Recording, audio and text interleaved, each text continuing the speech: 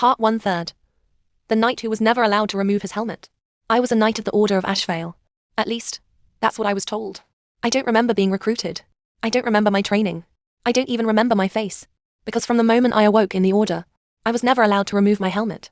Not once. The others wore theirs in battle and removed them in the hall. I did not. Mine was sealed shut by royal decree. They said it was for my protection. But they never said from what.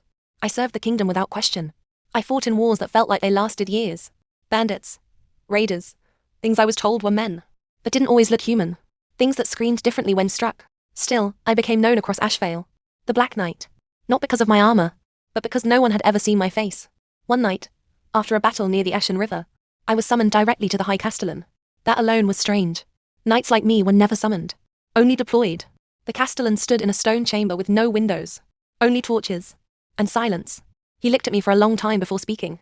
"You are still intact," he said. I didn't understand. "I have served as ordered," I replied. He shook his head. "No, you misunderstand." Then he stepped closer and placed his hand on my helmet.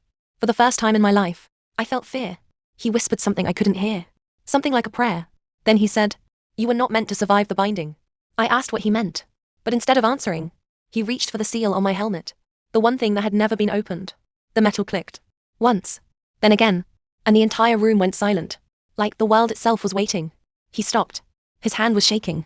And he said, "You need to understand. If this opens, you will remember what you are."